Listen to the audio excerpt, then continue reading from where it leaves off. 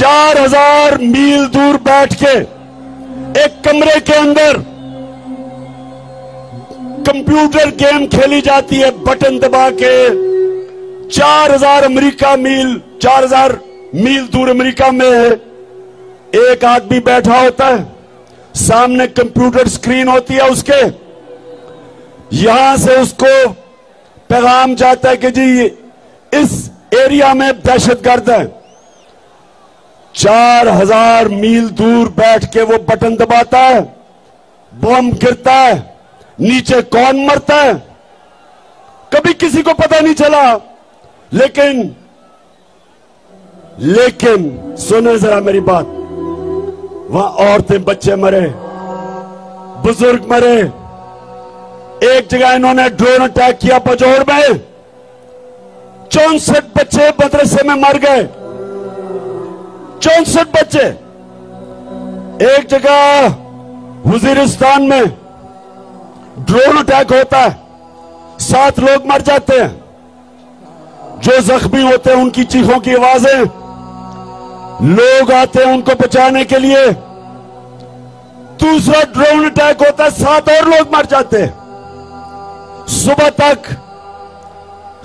तक लोग डरते हैं जाते हुए करीब, जो जख्मी हैं उनकी आवाजें आ रही होती हैं। सुबह को लोग बचाने जाते हैं, फिर ड्रोन अटैक होता है, 7 और मर जाते हैं। 21 लोग मरते हैं। शादियों पे ड्रोन अटैक, जनाजों पे ड्रोन अटैक।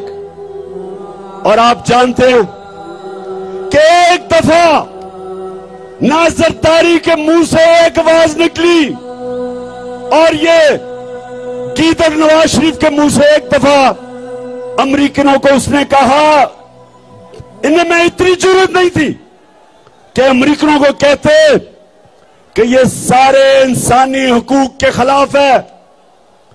दुनिया का कोई कानून इजाजत नहीं देता कि आप फैसला करें मुजरिम कौन है और आप ही उसको कत्ल कर दें। जज, जूरी, एक्सिक्यूशनर, दुनिया का कोई कानून इजाजत नहीं देता। लेकिन इस मुल्क पे जिनके लिए हम जंग लड़ रहे थे, 400 ड्रोन अटैक हुए। एक दफा इन दोनों ने जुर्रत नहीं की अमेरिका को कहने के लिए कि क्या आप अपने मुल्क में दहशतगर्द के ऊपर ड्रोन अटैक करेंगे। जुर्रत थी इनमें क्या?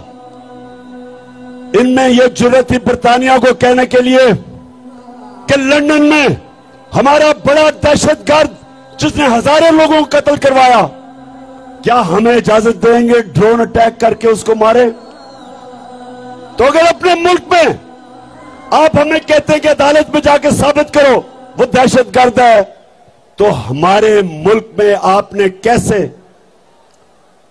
कैसे आपने 400 ड्रोन अटैक किए, बेकसूर लोगों को मारा, औरतें बच्चों को मारा। और ये तो जिनको फिर से इन 2 खानदानों को फिर से जो मुसल्लत किया है, इसीलिए किया है कि ये उनके गुलाम हैं, इनमें जुर्रत नहीं है। ये पैसे की पूजा करने वाले हैं, ये पैसे के बुत की पूजा करने वाले हैं। इनके पैसे पड़े हैं बाहर, इनके लंदन में, अमेरिका में पैसे पड़े हुए हैं। ये कभी अपने लोगों के हकूक के लिए, उनके फायदे के लिए, ये कभी अपनी जुबान उनके अपने आकाओं के सामने जुबान नहीं खोलेंगे। इसलिए इनको लेके आए हैं, इसलिए इनको पाकिस्तान पर मुसल्लत किया, क्योंकि इनको पता था कि इमरान खान ना इनको बेच देगा, ना यहां से उनकी किसी जंग में शिरकत करेगा, ना वो अपने मुल्क के मफादात को उनके लिए कुर्बान करेगा, अपने लोगों के फैसले करेगा। क्योंकि इमरान खान का जीना मरना पाकिस्तान में है। इसलिए नौजवानों ये साजिश की गई और इसलिए आपने इस्लामाबाद पहुंचना है। और मैं मगरिब हो रही है, यहीं आपने नमाज पढ़नी है, लेकिन मैं जल्दी जल्दी बात करता हूं। दूसरी बात नौजवानों, दूसरी बात, ये जो लोगों को ऊपर आपके मुसल्लत किया, ये 30 साल से ये दो खानदान, भुट्टो और शरीफों के खानदान 30 साल से इस मुल्क के ऊपर हुक्मरानी कर रहे हैं। इनकी वजह से आज शहबाज शरीफ कहते हैं जी हम तो बेकारी हैं, इसलिए गुलाम हैं। और इनका एक और वजीर कहता है हम तो वेंटिलेटर पे हैं, हम तो अमेरिका की गुलामी करने पे मजबूर हैं। मेरे पाकिस्तानियों, ये आपके सामने ये वो लोग हैं जो दो बुतों की पूजा करते हैं। एक है बुत पैसे का और दूसरा बुत खौफ का। और यही मेरे नबी सल्लल्लाहु अलैहि वसल्लम ने मदीना में आके इन्हीं बुतों को तोड़ा था, खौफ के बुत को तोड़ा था, आजाद किया था। ला इलाहा इल्लल्लाह का मतलब हमें सिखाया था कि हम सिवाय अल्लाह के किसी के सामने नहीं झुकते। हमारा जो नजरियाती लीडर इल्लामा इकबाल थे, उन्होंने तभी कह दिया था कि हमने इकबाल का शाहीन बनना है, हमने वो लोग बनने हैं जिन्होंने दुनिया की इमामत करनी है।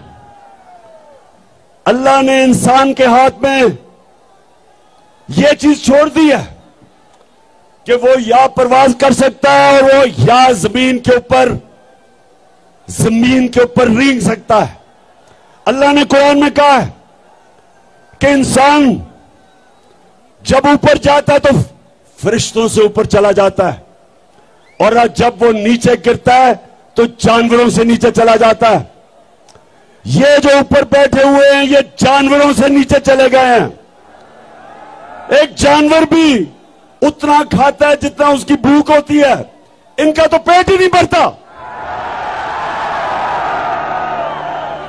इसलिए मेरे नौजवानों, हमने अपने मुल्क को बचाने के लिए और आजाद रखने के लिए निकलना है। एक दफा मुल्क के इदारे तबाह हो जाए, मुल्क तबाह हो जाता है। जब चोर ऊपर बैठ जाएं, वो सबसे पहले मुल्क के इदारे तबाह करते हैं। FIA आज हमारी आंखों के सामने तबाह हो रहा है।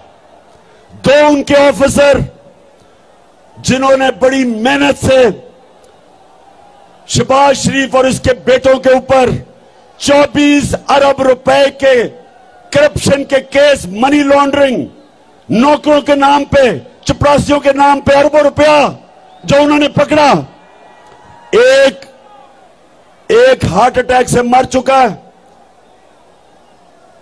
डॉक्टर रिजवान मर चुका है, और दूसरा उसको भी हार्ट अटैक हुआ जो दूसरा ऑफिसर था। आज वो अपनी जिंदगी की जंग लड़ रहा है, और मैं इंशाल्लाह इस पे बताऊंगा कि वो कौन सी जहर इस्तेमाल की जाती है जो खाने में डालते हैं जिसकी वजह से हार्ट अटैक होता है। तो FIA तो तबाह हो गई, उसके ऊपर एक कातिल बैठा दिया। फैसलाबाद का कातिल जिसने 18 लोगों को कत्ल किया, राना सनाउल्लाह, वो बैठ गया ऊपर। अब यही FIA से वो होगा जो MQM ने कराची की पुलिस से किया था। 1996 में नसीरुल्लाह बाबर ने MQM के खिलाफ ऑपरेशन किया। 1997 में गवर्नमेंट चली गई पीपल्स पार्टी की, नवाज शरीफ आ गया, इसने MQM से समझौता कर लिया। MQM ने चुन चुन के एक एक पुलिस वाले को कत्ल किया जो ऑपरेशन में शामिल था।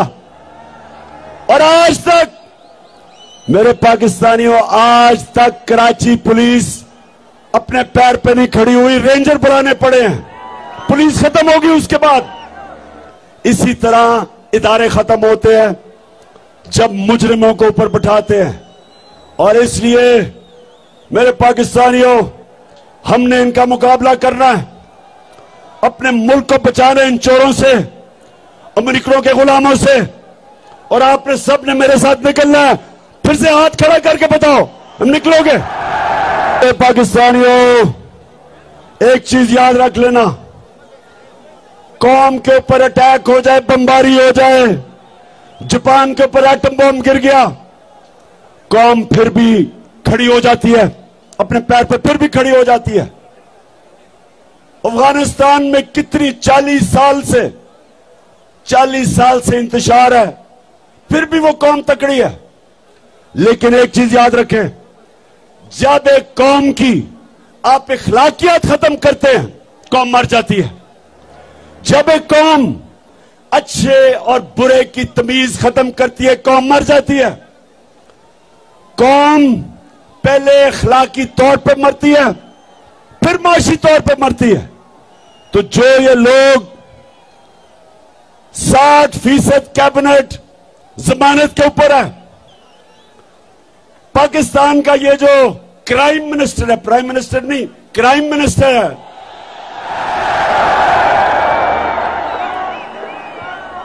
इसके ऊपर ये जमानत पे भी है। और इसके ऊपर और बेटे जो चीफ मिनिस्टर है, इनके ऊपर सिर्फ FIA में 24 अरब के केसेस हैं, नैब में अलग केसेस हैं। जो इसका भाई लंदन में बैठ के पाकिस्तान के फैसले कर रहा है, वो सजा याफ्ता है, मफरूर है, डाकू है, चोर है, झूठा है। उसकी बेटी जो तकरीरें करती फिर रही है और इसके पीछे रेंजर और इतना प्रोटोकॉल मिल रहा है, वो सजा याफ्ता है, जमानत पे है। तो जिस मुल्क में इस तरह के लोगों को बड़े बड़े ओहदों पे बिठा दिया जाए, उस मुल्क की अखलाकियात तबाह हो जाती है। कौन मेहनत करेगा? क्यों नौजवान 14 साल पढ़ाई करे, मेहनत सुबह से लेकर शाम तक मेहनत करे, जब चोरी में और करप्शन में पैसा बन जाता है, इससे कौमें तबाह होती हैं। चाइना जब उठा और आज दुनिया में सबसे तेजी से तरक्की कर रहा है, 450 वजीरों को उसने करप्शन में पकड़ा। पिछले 7 सालों में 450 वजीरों को करप्शन में पकड़ा। कोई कौम तरक्की नहीं कर सकती जब तक उसकी अखलाकियात ऊपर ना हो। इसलिए हमारे नबी सल्लल्लाहु अलैहि वसल्लम ने मदीना में अमर बिल मारूफ, उन्होंने अपनी कौम को कहा कि तुम हक और सच के साथ खड़े हो, तुम अच्छाई के साथ खड़े हो और बुराई और बातिल के खिलाफ जंग लड़ो। ये हुक्म है अल्लाह का, ये कुरान में है, अमर बिल मारूफ। इसके ऊपर एक माशरा खड़ा होता है। तो जब माशरे के बड़े बड़े ओहदे उसके बड़े बड़े मुल्क के मुजरिम ले ले, वो माशरे का कोई मुस्तकबिल नहीं है। इसलिए स्वाबी, आपने इस्लामाबाद पहुंचना है,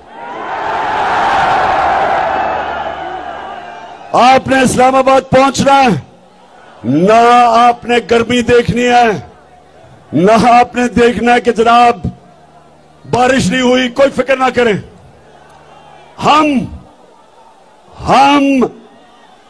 दुनिया के सबसे अजीम लीडर मोहम्मद सल्लल्लाहु अलैहि वसल्लम के उम्मती हैं।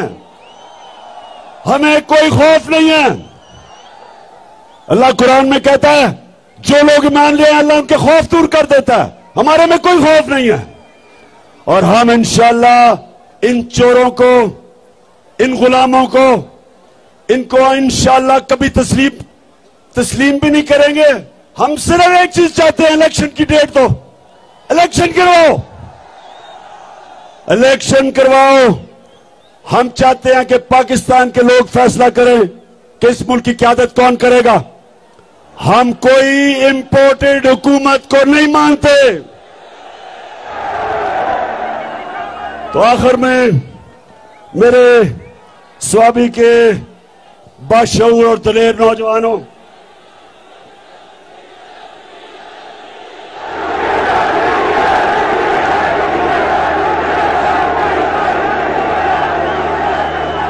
डीजल ने, अच्छा डीजल ने भी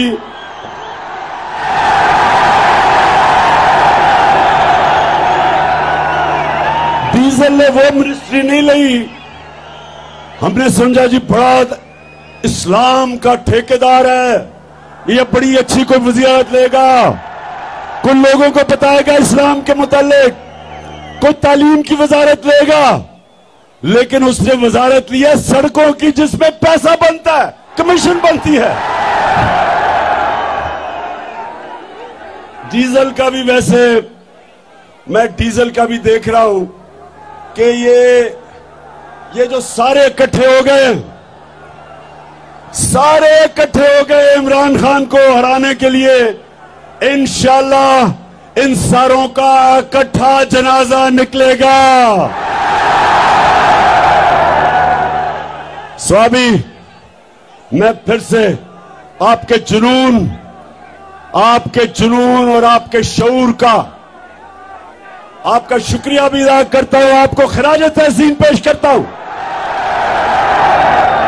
मैं यहां अपनी टीम असद कैसर, आपको और शराम तरक्की और आप और आपकी फैमिली और मेरे बाकी सारे पुराने जब मैं शुरू में स्वाबी आता था तो छोटे छोटे बच्चे थे, आज सफेद बाल हो गए उनके। मैं आप सबको आज खराज तहसीन पेश करता हूं कि आपने मेरे साथ इतनी ऊंच नीच में इतना मेरे साथ वक्त गुजारा। आप बुरे वक्त में भी मेरे साथ खड़े हुए।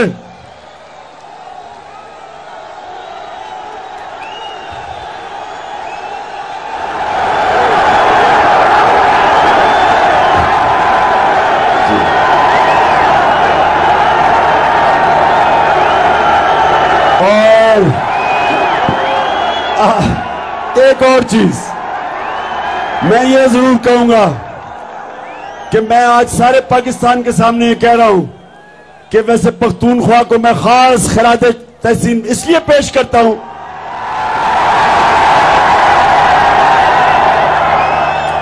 सारे पाकिस्तान में ये कह रहा हूं कि सारे पख्तूनख्वा में सिर्फ एक लौटा हुआ, एक